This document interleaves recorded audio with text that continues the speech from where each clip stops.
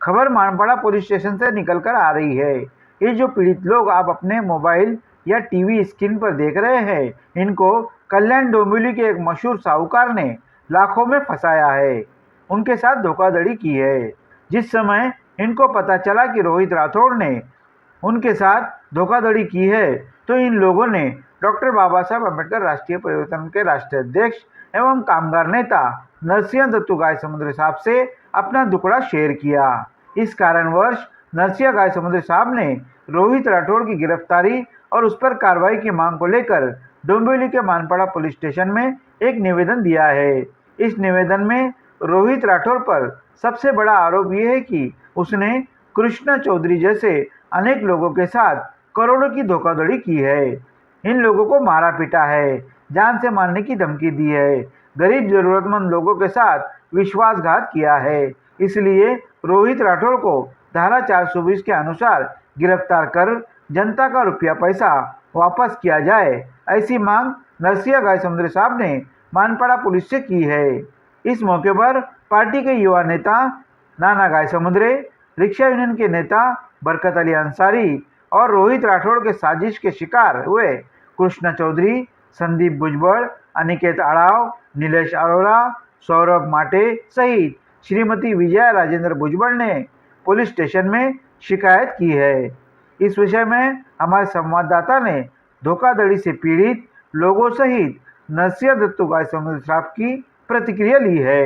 भुजबळ संदीप चाई आमच्या घरात कधी येत होता जात होता आणि माझ्या पोराला फसवून न आई बाबांना न सांगून बँकेत नेऊन कॅश 2 वेळा 2 बँकेतून काढून घेतली आणि त्यांना लावलं की मी पार्टनर करतो, असं करतो तसं करतो. त्याला काही केलं नाही. परत त्याला मारहाण करून बाहेर काढलं. माझ्यावरही हल्ला 2दा केला. मला सतत धमकी देतो की तुम्हाला मारीन, तुम्हाला बिल्डिंगमध्ये राहून देणार नाही. आणि एवढं कर्ज की त्याच्यामुळे माझं घर उद्ध्वस्त झाले. आणि शेवटी रोज माझ्या बँकेवाले माझ्या घरात येतात आणि सतत धमकी देतो. त्याची बायको आणि ती भरपूर धमकी देतो. रोहित राठोड काय धमकी देतो की तुम्हाला मी मारेन, तुमचं काय करणार नाही, तुम्ही घ्या पैसे, घ्या उकडून, मी काही तुमचे पैसे देणार नाही. आणि तुम्ही पैसे कशाला दिले होते? पैसे ते म्हणला की आपण धंदा करूया म्हणून गोड बोलून घरी येऊन घेतले. आणि माझी आणि माझ्या नवऱ्याची काही विचारपूस केली नाही. त्याला गोड बोलून बँकेत नेलं आणि सगळ्या 2 बँकेतून पैसे काढून त्याने घेतले. किती पैसे घेतले? एका बँकेतून काहीतरी 16 लाख, दुसऱ्या बँकेतून 16 लाख घेतले. आणि आता मागायला जरी गेलो तरी धमकी देतो, तुम्हाला मारीन, तुझ्या पोरांना ठार मारण्याची धमकी देतो. आणि त्याच्यापासून माझ्या दोन्ही पोरांना धोका आहे. पोलिसांकडे तुमचं काय मागणं आहे? आमचं मागणं काय एवढंच आहे की कसेही करून एवढं माझ्या घरी येते बँकवाला, एवढं रिक्वेस्ट करून की माझ्या लेकराचे त्यांना पैसे द्यावात. त्यांना प्रूफ काही आमच्याकडे ठेवला नाही. कृष्णा नागेश्वर चौधरी, मी रोहित बरोबर पार्टनरशिपमध्ये धंदा करत होतो. मी गाडी घेतली. कसला धंदा करत होता? ते व्याजाचा धंदा करत होतो. व्याज धंदा करायचा तो आम्हाला फसवला. पैसे घेतले, लोन काढून दिले त्याला 25 लाख रुपये दिले आणि गाडी घेतली मी.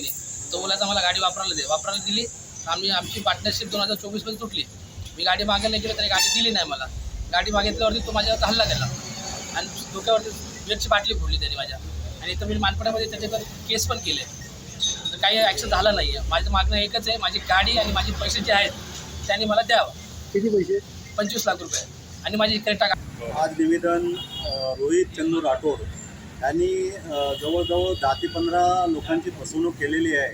आणि त्या संदर्भात आता आम्ही सेनेट साहेबाशी भेटून चर्चा करून मग त्याच्या विरोधामध्ये आम्ही तक्रार देण्याचं काम केलेलं आहे. तशा प्रकारे ह्याच्यामध्ये एक संदीप जो भुजबळ आहे तर त्याला जवळजवळ 25 लाखाला फसवलेला आहे. त्यांनी 35 लाख रुपये लोन करून त्याला पैसे दिलेत.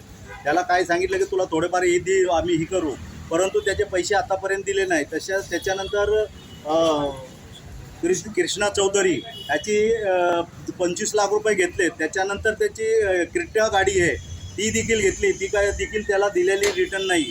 त्याच्यानंतर अनिकेत आडावचे देखील 5 लाख रुपये घेतलेले आहेत. असे प्रकारचे आणि भरपूर लोकांचे पैसे जवळजवळ 1 ते 1.5 करोड रुपये त्यांनी लोकांना फसवलेलं आहे. आणि अशा प्रकारे त्याच्यावर आम्ही 18 अंतर्गत गुन्हा दाखल करावा. तशाच प्रकारे 420 चिटिंगचा गुन्हा दाखल करण्यात यावा. तसंच गाडी त्यांनी त्याची चोरी करून नेली, त्याच्यामुळं त्याच्यावर चोरीचा देखील गुन्हा दाखल करावा. अशा पद्धतीची मागणी आहे आणि अशा पद्धतीचे गुन्हे दाखल करा. मान्य आम्ही सिनियर साहेबाशी भेटून त्यांना सांगितलेलं आहे. तशा प्रकारे आज निवेदन देखील दिलेलं आहे. त्यांनी सांगितलं की आता हे 2 दिवस वेळ नाही आहे, शनिवारी त्याला बोलून त्याच्यावर आपण जी पुढची कारवाई ती आपण करू, अशा पद्धतीचं आम्हाला या ठिकाणी आश्वासन मिळालेलं आहे. त्यामुळं आज आम्ही ह्या ठिकाणी ज्यांचे पैसे घेतलेले त्यांना समोर बोलवलेलं आहे. तुम्ही आपण त्यांच्या तोंडनं देखील ऐकावं की त्यांचं म्हणणं काय आहे. एक मिनिट